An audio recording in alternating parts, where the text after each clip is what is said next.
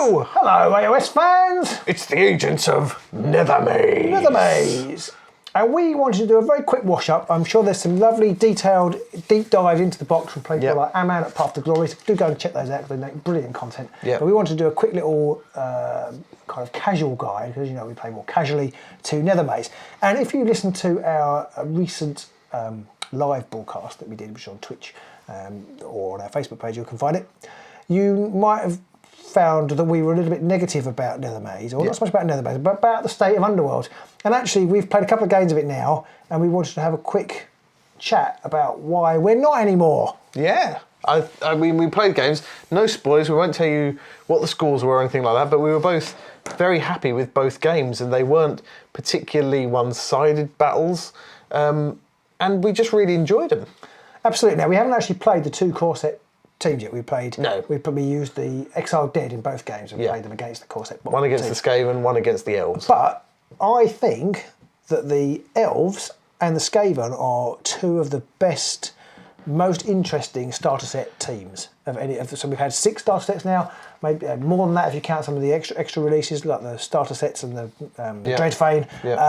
And I think they're really interesting. They've got some great mechanics. They thematically work together or work within themselves. All the cards work. We did play Rivals mode, so we were using just the Warband decks. So the reason I think I'm so pleased with it is that it's got everything I love about Underworld, as we do love Underworld. I do think it's a great game. Mechanically, it's a great game. It's got everything I love, but it's got balance and it's got some interest, and you can learn how to play it. I think it's a one you can grow with without actually buying any more. You don't need to buy any more. Yeah, and even just playing the two warbands in rival format against each other, I think there's a lot there to work on and to really start to dig into, and I can see one person when they start to use one certain tactic that the other person then will change their style of play to try and counter that. And I don't think we've really had that to the same level with any of the other starter I don't think sets. so, normally because they've got Stormcast in them. Yeah. But no, I don't think so. And so I've been really impressed. And all 3 of the new warbands, the Rivals decks are pretty good.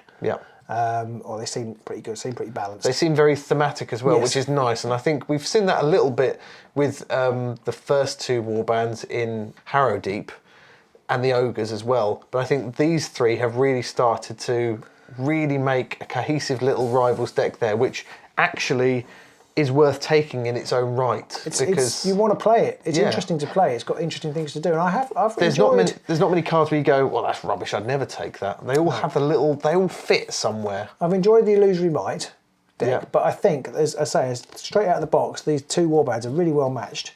Well, they seem well matched. I say we haven't actually played it. They talk about they might bring out new rules. There aren't really any new rules in the box. No. There's a couple of little tweaks. Nothing's like we saw with Harrowdeep, where they made lots of fairly substantial foundation changes. This one is pretty much the same as that. So the components are lovely. I know we don't really need more tokens, but the boards in particular are very, very attractive. And I have to say, I don't really need any more boards, but they are very nice. The dice are different colours as well. Yeah. But yeah, so we've actually been kind of pleasantly surprised. Yeah, I think definitely. I was kind of expecting to. I was playing the game. I was kind of like, well, we've been sent this box. It's really kind of GW to send it to us, so we ought to play it. But after Harrowdeep, we were left a little bit of a struggle, and I do feel like some of the stuff they've done, as we talked about before, isn't great. But actually, as a box, you can go and buy off the shelf and play and enjoy. I think this is a really good buy. Yeah. So each warband definitely feels like it's its own thing.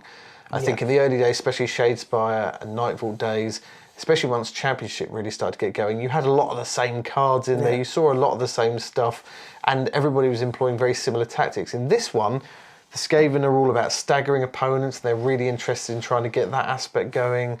The undead are all about that swarm mentality and really pushing forwards and swarming your opponents. And the elves are about using the cover hexes, which is really it's really nice to have a theme to work around. And I almost feel like, although I'm like 2 states, I'm like Schrodinger's cat, because part of me feels like it would be a shame to water it down with universal cards, which tend to be very strong, like Great Strength or something like that. Yeah. And you end up kind of getting very similar decks. It feels the same. But I also feel like, I'd actually like to take the elves and see what you can do. See what you can do with them. Add a few cards in and see what you can do with them. So I don't know what we're going to do. with this set going forward. But I have to say, having been kind of like, oh, do we really need another set? On one level, we didn't need another set, but this set, I think, is the best. I'm going to say it's the best since Nightvolt. Yeah, I think so. But I didn't even really like Nightvolt, to be honest. I think Nightvolt was peak game for me. I did like Nightvolt, but I'm going to say it was the best it's done. It might actually be the best altogether because it hasn't got some of the problems that Nightvolt had. Yeah, I think so. So I'm very impressed with Nether Maze. I mean, it's definitely there are some aspects. It is all about killing now. I don't think objective play really comes into it at all with the warbands as they're currently set up, which actually, as a person who was always liking the objective play, I don't mind so much because they've almost got rid of the objectives anyway with the Gloom Hex changes they made. So overall, whilst everybody's trying to achieve the same aim, i.e. kill your opponent, they've all got very different ways of achieving that now, which actually makes each warband feel quite individual, whereas back in Nightvolt, Shadespire, even Beastgrave days to an extent, it didn't really feel like that. No, and whilst we weren't going to ramble on, you've just made me think with the Gloom Hexes are quite clever, although I was a bit frustrated at first with the fact that they weren't objectives. You do still want to play around them and want to think about where you put them and get into them, especially if you're playing the elves, get into them as often as possible. And so, although they're not objectives, they almost act like objectives in the sense that people want. They have a focal point. You want to get into them to use them, and so that's quite nice. But it's not a total disaster if you don't, and that was a problem with objective play. Yeah. If you didn't get onto the objectives you needed to get onto, you were basically screwed. Or if you got onto them and your opponent couldn't get you off them, they were probably screwed because you could just rack up glory. Exactly. So I think the changes are actually very, very good, and the warbands are really good. The miniatures are lovely. The Skaven are nice. The elves, I've enjoyed painting up to a point. So yeah, I'm impressed. I think Nether Maze is great for beginners because you can play rivals and it's all standalone, nice and easy. I think it's also good for people who want to play championship competitive. There's a lot in there to get stuck into and get your teeth into. The only downside I have, you mentioned the miniatures. The miniatures are fantastic, but they're a pain in the arse to assemble. And I think somebody who's never put models like this together before will hate the Skaven. They were a real pain for me to assemble. I did have to use some glue, although they touted as being easy build and don't need glue. I did have to use some glue because although they did fit together, they were those ones where you had to they had to lie in place. To hold one bit while you put something else in. Exactly. So I had to just stick it down to make it, and they stuck fine. For me, this is an 8 out of 10 game. It would be a 10 out of 10 if the models were easier to assemble. And that's double-edged because as they stand, they look fantastic, but they are painful to assemble. So it's a hard one to balance up there. Yeah, I mean, I would agree with that. I don't like assembly, so I'm quite glad that you did the Skaven if they were that. If you thought they were that bad, they'd have had me crying. Literally, the first two pieces I was putting together, I was like, I have no idea how these two pieces go together. It wasn't like here's a hole and here's a peg and it goes in it. That's the only downside. But that's definitely a nice problem to have. These models are too nice. So that leaves me thinking, well, it's almost like this is the new beginning. Yeah, and could be. I'm really quite happy with it. And it's almost a shame, not a shame that I've got the other stuff, but I don't know what I'm going to do with that other stuff because I really like this and I think these are. We'd almost slightly relegated Underworlds to. Well, we'll play the new warbands when they come out and show them off so people can see them and give our opinion.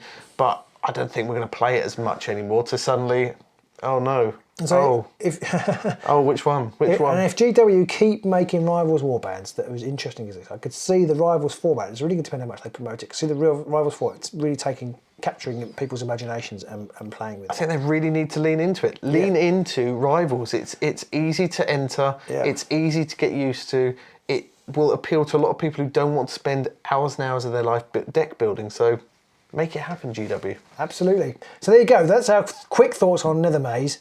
We've got a couple of battle reports coming. I'm guessing this is going to go out. Fingers crossed. There will already be one with the undead versus on the heels of it, and we'll leave it there because we've already rambled on. It's definitely going to be under 10 minutes. I'm sure it's not. Definitely not. Right. So so that is Nether Maze. Let us know what you'd like to see if we're going to play.